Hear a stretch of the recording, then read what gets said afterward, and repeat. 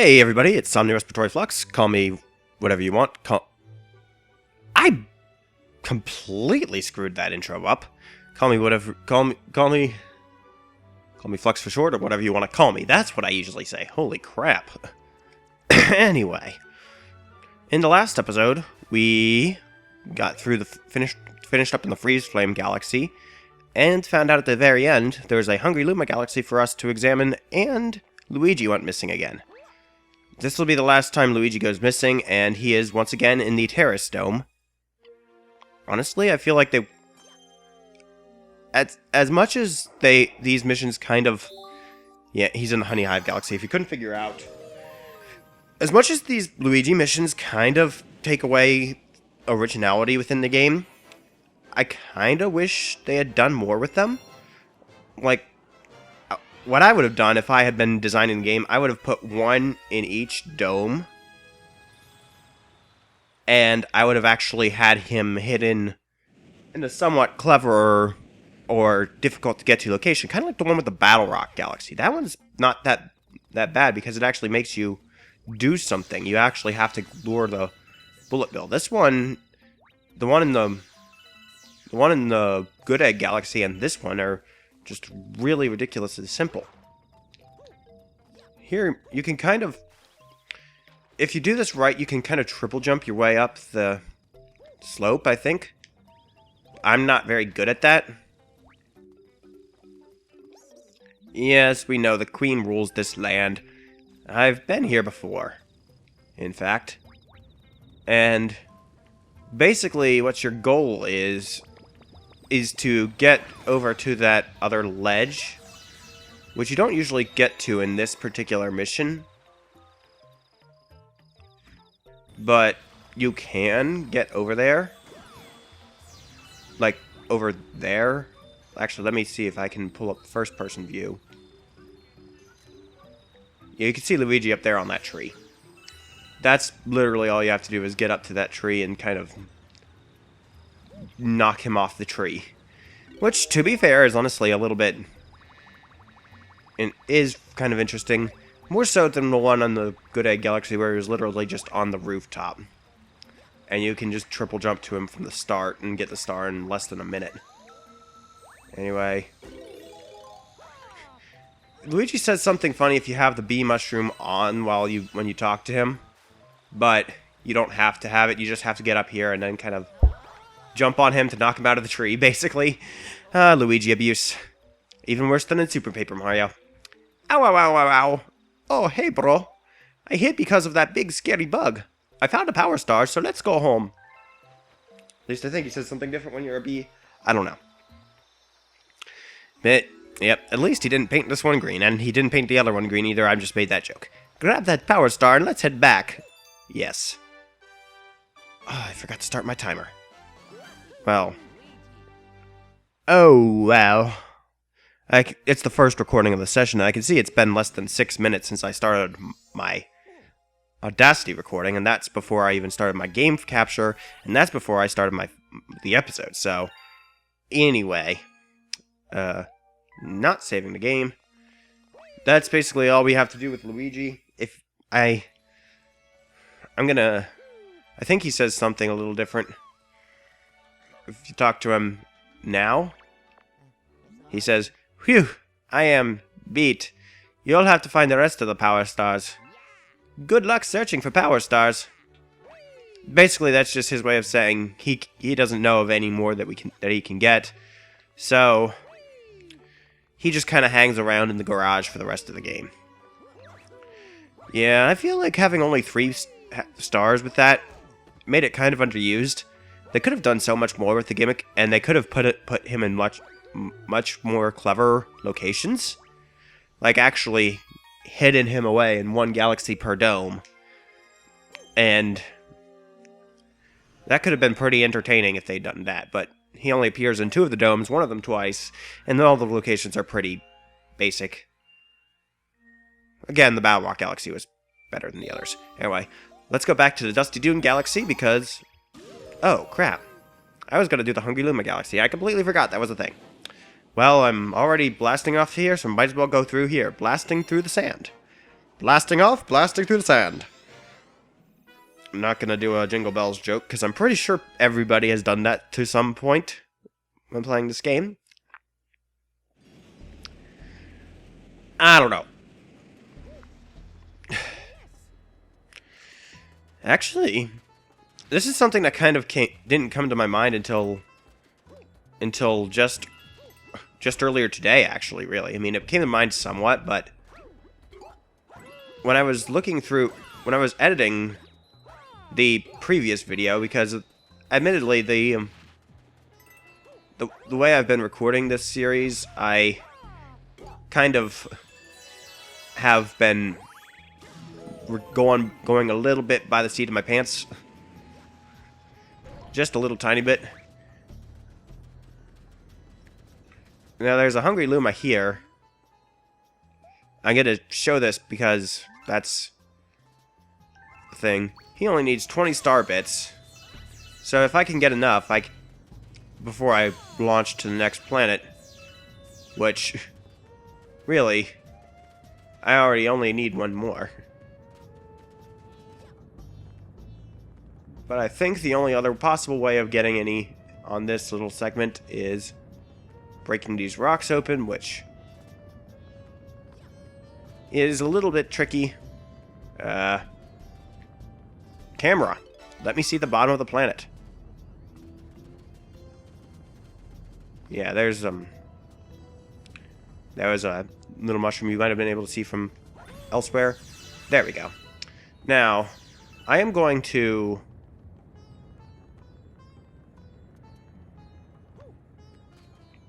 Actually, I'm not even going to feed the Hungry Luma. Well, yes, I am. I think now that I've talked to it, it's going to show up anyway, but...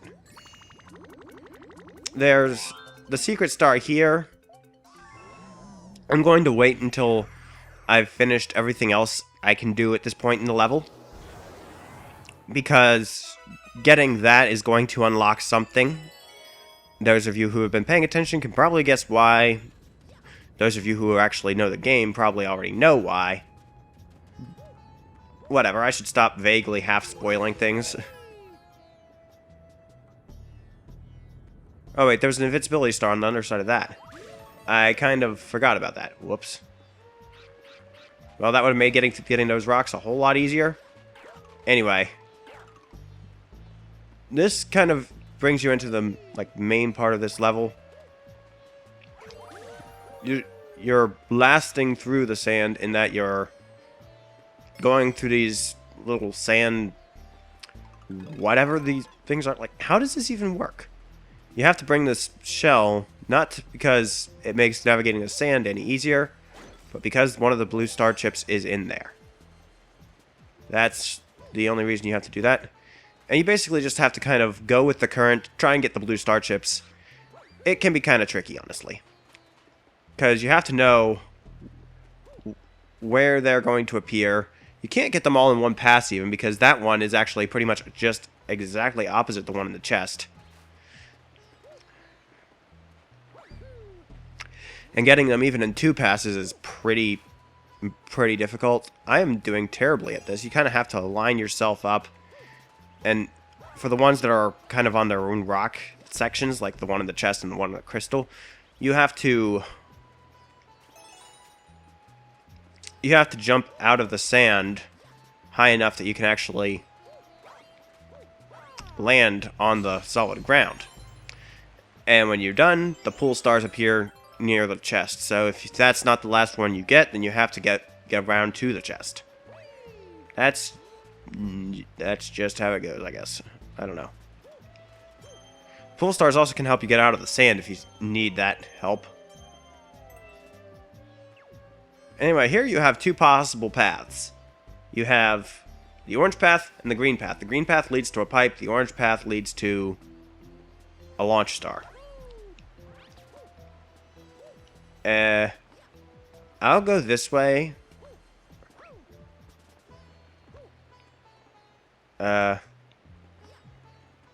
Actually, I don't know.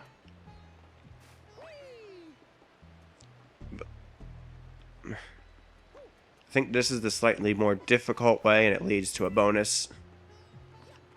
because the pipe... Either way, it takes you to the same end location, I'm pretty sure. This just takes you there with a little bonus thing. Kind of like the house in the first... In the Good Egg Galaxy. Kind of weird how I'm talking about that place again. But no, actually, I never even got around to saying what it was I was thinking at the beginning of this level because I got distracted by the Hungry Luma.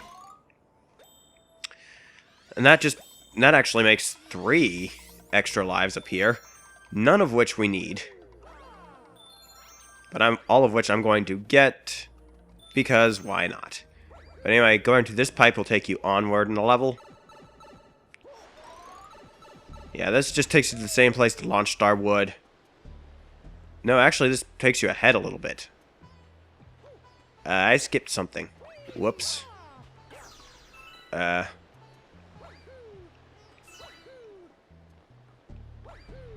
There's a... And... It's probably gonna checkpoint me to the beginning of this planet, so I guess that'll just take us to... No, it checkpoints me right here. Well... Whoops. Oh, well.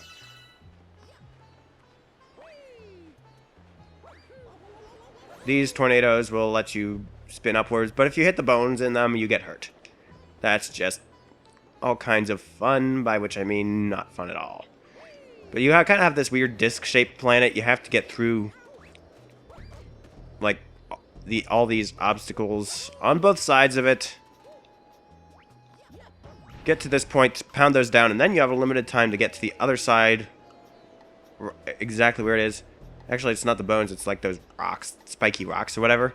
The bones are just kind of floating up around the center of it. Those aren't going to hurt you. You can kind of do this to get around to this faster, because this is going to sink in. And that actually brings me back around to what I was trying to talk about this whole level.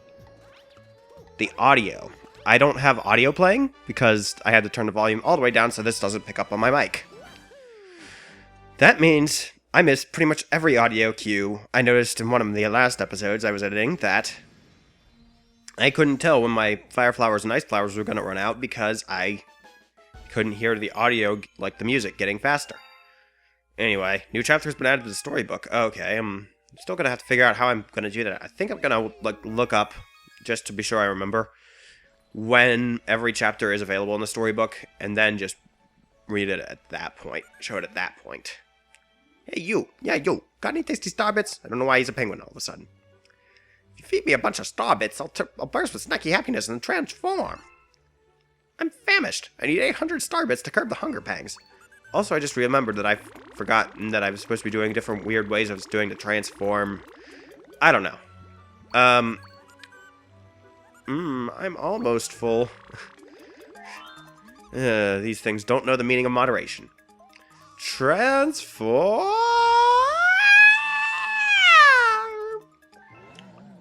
I probably just scared somebody out in this building somewhere. Whoops. A big mouth galaxy has appeared. Oh boy, this one. I'll do it now. Why not?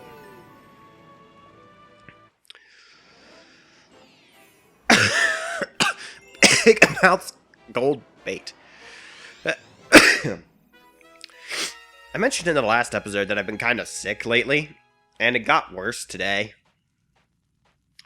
I'm a little better now, but my voice is definitely a little bit hoarse. Weird angle there on the coming into Earth. Chest will open only for the shell that shines. Basically, you got a Koopa walking back and forth in front of it, but try a regular shell, it won't do anything. So that's just to show you that it won't do that. That won't be enough. Anyway, what do you have to say, old man? This is my hideaway. Here's the perfect spot for fishing. I'm being left alone. Well then, that's fun. Basically, you just kind of have to swim into like the center of this fish-shaped planet. That's fun. But the sign said that and you can use the regular shell, I guess, to get through here. It says it will only that the chest will only open for the shell that shines, which is your hint that yes, we're having to find another gold shell, except this time rather than trading in the shell for the star directly, we have to break open the chest with the gold shell. Now there's star chips here that'll make a sling star up here that'll fling you up to the top. They're not even necessary. You know why? Because you can literally just wall jump through here. You're not supposed to be able to, but there's absolutely no reason to go to all that trouble when you can just do that. Seriously. it makes this level so much faster. And as you can see, the gold shell is just kind of sitting here on top. What you have to do is just kind of grab it, bring it back with you, find your way out. This level is not very big. Now you might want to clear enough bricks there. You can kill the boos through here with the light from the shell. That's kind of a weird gimmick. Again, it gets used more in the sequel than in this game, if I remember correctly. Now you want to make sure you don't accidentally hit an enemy with this shell. Break open the chest, and what are you doing in there? Man, that was close. Oh, Mario, I almost forgot to tell you something. I was trying to get a star, but I fell into this treasure chest. Let me tell you, it's even smaller than it looks.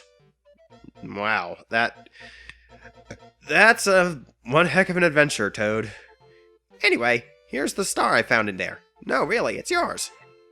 As if you would have a reason to withhold it from me, even without me saving you from that treasure chest. If I hadn't gotten that shell, you would have been in there for the rest of your life. However long that would have been. Take this power star. Take this power star. Okay. You have to actually jump without being close enough to trigger the talk. Oh, that's fun. But with that, it's been about 15-ish minutes. I think I have time for another one. Galaxy complete. We are almost halfway through this game, actually. Holy crap. And I say that because we are at 59 stars, and as you know, there are 120 in the game. As with any. Also, I guess one of my points from random thoughts from earlier is kind of made moot by these hungry Luma galaxies. The Luma will actually respawn as a Luma, and you talk to them if you want to go back to the galaxy. And if you say you do, they will turn into a launch star. So that means they are still alive even though they turned into the actual galaxy itself? That makes not much sense. Actually, I think I will end the episode there. Sorry for getting your hopes up at the end there, I guess, but you could probably have been able to tell from my thing that it was from my time on the video. Yeah, I don't know.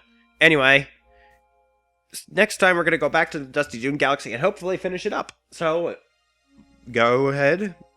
Go to the comments below. Respond, vibrate, feedback, and resonate. Tell me how I did. How much do you hate me for skipping that one part of that level that, honestly, nobody probably cares about. Anyway. But yeah, whatever. Next time, Dusty Dune Galaxy, finishing it up. Peace. Remind me to never say that again.